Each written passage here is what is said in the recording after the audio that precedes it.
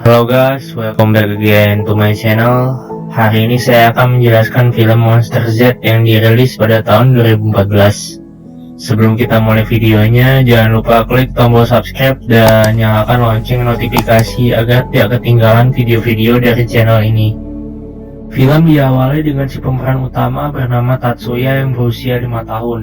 Dalam perjalanan pulang, matanya sedang ditutup oleh ibunya. Ketika keduanya sedang berada di rumah, sang ayah datang dan mulai memukuli mereka. Dia ingin Tatsuya diusir dari rumah untuk beberapa alasan. Karena si ayah menjadi lebih agresif, Tatsuya melepas penutup matanya dan mengungkapkan bahwa matanya bisa bersinar. Ternyata dia dilahirkan dengan kemampuan unik untuk menghipnotis siapapun yang dilihatnya. Karena kekuatannya itu, Tatsuya dicap sebagai monster oleh ayahnya. Dia ingin Tatsuya pergi dari kehidupan mereka, tetapi ibunya tidak bisa membiarkan dirinya meninggalkan putranya. Ini menyebabkan keretakan dalam hubungan mereka. Itulah sebabnya si ayah melecehkan mereka karena sudah muak dengan Tatsuya. Tatsuya menggunakan kekuatannya untuk membuat si ayah mematahkan lehernya sendiri. Ibunya menangis meratapi kematian suaminya dan mulai melihat Tatsuya sebagai monster. Dia membuat keputusan tersulit dalam hidupnya dan meletakkan tangannya di leher Tatsuya, lalu memutuskan untuk membunuh Tatsuya agar Tatsuya tidak akan menyakiti orang lain lagi. Tapi Tatsuya tahu kalau ibunya ingin membunuhnya, dan Tatsuya mencoba mematahkan leher ibunya. Tapi Tatsuya tidak jadi membunuh ibunya dan dia berjalan pergi. Lalu kita melihat si ibu membuka matanya. 20 tahun telah berlalu setelah kejadian itu dan Tatsuya tidak pernah kembali ke rumah. Dan sejak lama Tatsuya berubah menjadi pencuri yang menghipnotis orang dan membuat mereka merampok bank. Dia tidak pernah bekerja sehari pun dalam hidupnya karena kemampuannya, dan dia tidak pernah tertangkap saat dia melancarkan aksinya. Suatu hari dia di pasar membaca buku yang pernah diberikan ibunya. Di dekatnya ada sepasang anak kembar yang mendesak ibu mereka untuk memberikan mereka mainan. Tatsuya melihat anak kembar itu dan dia membekukan orang-orang yang ada di pasar sebelum dia memberikan topeng kepada anak kembar itu. Anak kembar itu lalu bertanya nama kepada Tatsuya, lalu mereka berterima kasih sembari memanggil nama Tatsuya. Selama beberapa tahun, Tatsuya hampir melupakan namanya sendiri. Di dekat pasar, seorang pengantar barang bernama Shuichi sedang menurunkan barang dari truk. Tatsuya memperhatikannya dan menggunakan kekuatannya pada orang itu, tetapi tidak berhasil. Tatsuya pun terkejut karena dia tidak pernah gagal menghipnotis siapapun. Dia mencoba melakukan hipnotisnya beberapa kali, tetapi Shuichi tampaknya kebal terhadap hipnotisnya.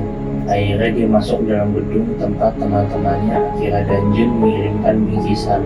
Setelah menyelesaikan pekerjaannya, mereka kembali ke kendaraan dan mengobrol. Tatsuya menggunakan kekuatannya pada Akira dan Jun dan itu berhasil seperti biasa. Tapi ketika dia mencoba melakukannya pada Shuichi, dia gagal lagi. Shuichi heran melihat teman-temannya membeku selama beberapa detik. Sebuah truk yang melaju kencang menabrak Shuichi. Tatsuya lega karena Shuichi sudah mati, karena dia ingin ada orang yang mengganggu kekuatannya. Tatsuya kembali ke apartemen mewah yang dia beli dari uang curiannya. Meskipun Shuichi sudah mati, keberadaannya menciptakan ketakutan dan keraguan dalam pikiran Tatsuya. Kita juga bisa melihat bahwa kaki kirinya adalah kaki palsu yang menyebabkan dia pincang. Di tempat lain, Shuichi yang entah bagaimana caranya selamat dari kecelakaan itu dan dirawat di rumah sakit. Bahkan para dokter terkejut dengan tingkat kesembuhannya. Shuichi mengungkapkan bahwa dia tidak pernah sakit atau bahkan pilek dalam hidupnya. Satu-satunya saat dia dirawat di rumah sakit adalah ketika dia mengalami kecelakaan mobil di masa kecilnya. Setelah pulih dalam waktu kurang dari 2 hari, Shuichi pergi ke orang yang menabraknya untuk menerima kompensasi. Orang yang menabrak Shuichi itu ternyata seorang pria tua tukang reparasi gitar. Dia ingin mencicil kompensasi yang diminta Shuichi karena dia tidak memiliki uang tunai penuh untuk saat ini. Putrinya Kanai menawarkan untuk membayar Shuichi dari dana yang dia simpan untuk menerbitkan bukunya. Namun Shuichi merasa tidak enak untuk mengambilnya. Susah untuk mendapatkan uang kompensasi, Shuichi pun lalu menerima pekerjaan di toko mereka. Sehabis kecelakaan itu, Shuichi dipecat dari pekerjaannya karena sedang ada pengurangan karyawan di tempatnya bekerja. Selama beberapa minggu berikutnya, Shuichi belajar mereparasi gitar. Selama ini dia dan Kanai mengenal satu sama lain dan membentuk persahabatan. Kemudian suatu hari Tatsuya mendapat petunjuk bahwa Shuichi masih hidup. Tatsuya lalu pergi untuk memeriksanya dan melihat bahwa kekuatannya masih tidak bisa bekerja pada Shuichi. Malam itu Akira dan Jun datang mengunjungi Shuichi di tempat kerjanya. Saat semuanya sedang mengobrol, Tatsuya masuk ke rumah dan menghipnotis semua orang kecuali Shuichi.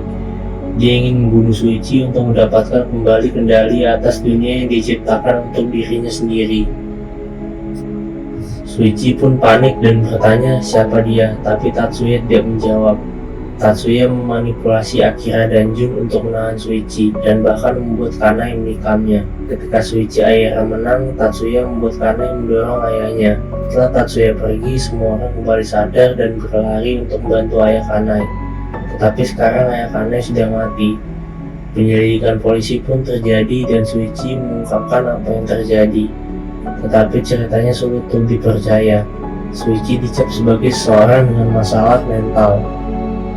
Detektif Shibamoto telah mengenal Shuichi untuk waktu yang lama dan satu-satunya yang percaya padanya. Saat berusia 5 tahun, di sebuah perjalanan, Shuichi mengalami kecelakaan dan menewaskan semua keluarganya kecuali Shuichi. Pada saat itu dia merasa bersalah karena dia bisa menyelamatkan keluarganya. Dia merasakan hal yang sama karena dia bisa menyelamatkan ayah Kanai. Namun Shuichi tidak memberitahu polisi bahwa Kanai adalah orang yang mendorong ayahnya, karena Shuichi tahu bahwa itu akan menghancurkan hatinya Kanai. Di rumah dia menemukan sebuah iPad yang merekam semua yang terjadi semalam. Akira dan Jun yang menonton video itu pun terkejut. Sebelum mereka dapat bereaksi, Tatsuya tiba di depan pintu rumah mereka dengan dua pria terhipnotis untuk memukuli Shuichi. Akira dan Jun tidak tahu harus berbuat apa dan segera bersembunyi di luar jendela. Shuichi menyelamatkan dirinya dari serangan dengan memukul Tatsuya di area mata yang mengaburkan penglihatan Tatsuya untuk beberapa waktu. Mereka berpindah ke sebuah situs konstruksi di mana Shuichi kembali memancarkan cahaya ke mata Tatsuya. Ketika Tatsuya berusaha untuk menghipnotis para pekerja konstruksi, Shuichi mengetahui bahwa kekuatan Tatsuya hanya dapat bekerja ketika dia dapat melihat targetnya. Menggunakan informasi yang dia dapatkan, Shuichi berhasil menangkap Tatsuya. Di adegan berikutnya, Shuichi sedang diinterogasi oleh seorang polisi detektif. Tatsuya ada di ruangan lain dengan kain menutupi wajahnya. Tatsuya dia tinggal diam dan dia menggunakan kekuatannya pada orang itu dan kemudian keluar dan menembak Shuichi. Dia berlari ke ruangan lain untuk menyelamatkan dirinya sendiri. Saat dikejar, akhirnya Tatsuya berhasil menangkap Shuichi.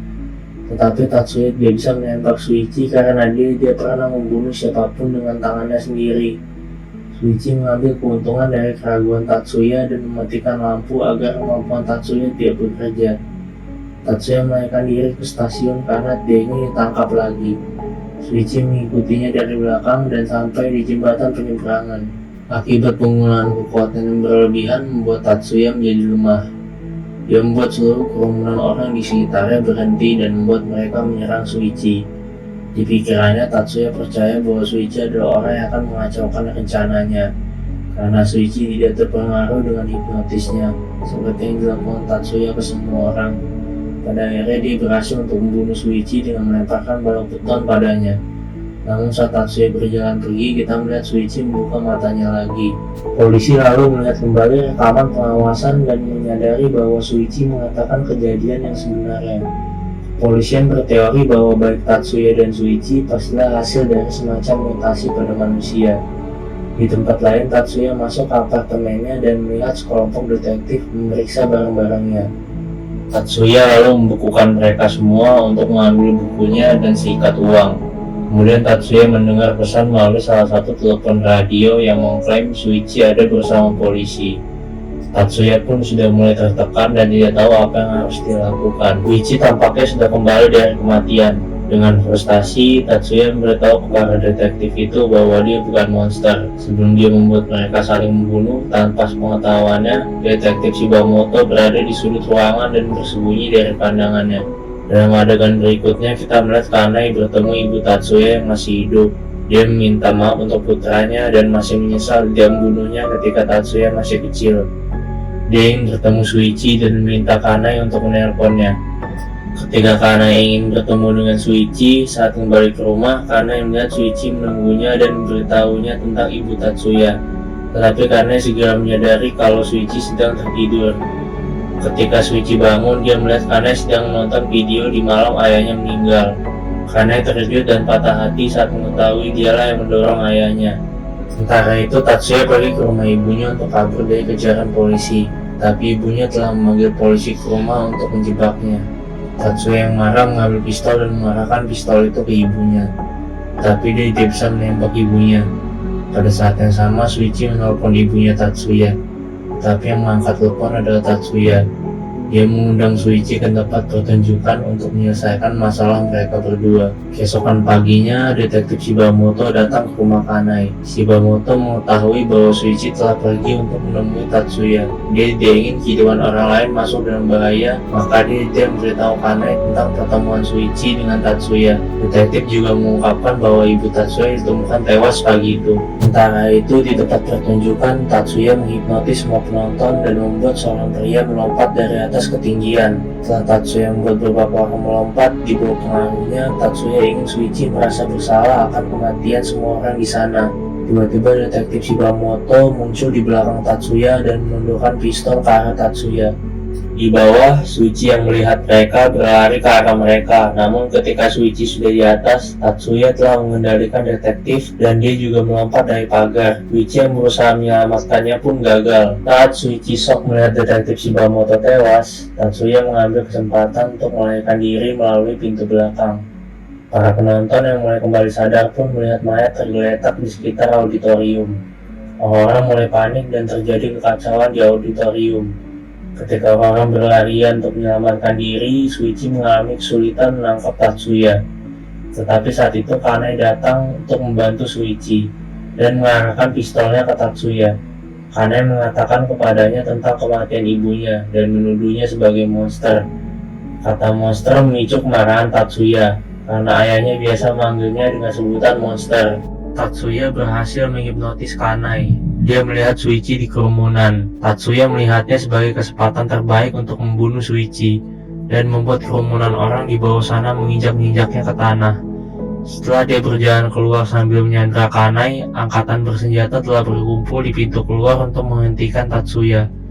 Mereka mendekatinya, tetapi Tatsuya berhasil menipu mereka dengan mayat orang lain. Tanpa usaha yang berarti, Tatsuya menggunakan kekuatannya pada polisi dan membuat mereka menyerang satu sama lain. Setelah Tatsuya berhasil menghipnotis para polisi, Suichi keluar dari auditorium dan menangkap Tatsuya. Saat mereka bertatap muka, Suichi memberitahu Tatsuya bahwa mereka berdua adalah monster yang memiliki kekuatan aneh, tapi tetap saja mereka layak untuk hidup. Suichi ingin membuat kejahatan senjata dengan Tatsuya dan memintanya untuk tenang.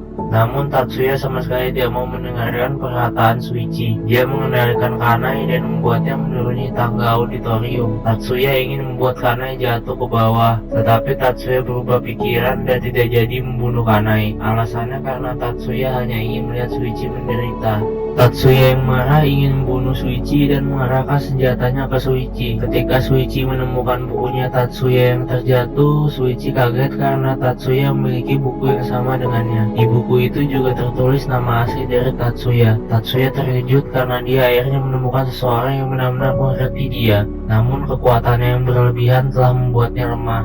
Tatsuya pun jatuh dari pagar dan Suichi berusaha untuk menyelamatkannya. Tapi nasib sial menimpa mereka. Pagarnya rusak dan keduanya pun terjatuh dari lantai atas.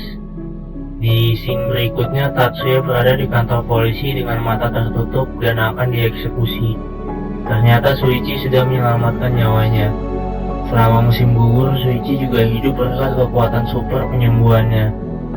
Di akhir cerita, kita melihat kehidupan Suichi sudah berjalan dengan normal. Suichi, Kanai, Akira, dan Jun sedang menjual bukunya Kanai kepada para penggemarnya. Dari segi cerita, film ini cukup mudah untuk dipahami lantaran ceritanya memakai alur linier dan konsep film ini juga cukup menarik. Terima kasih sudah menonton video ini dan sampai jumpa di video selanjutnya. Bye!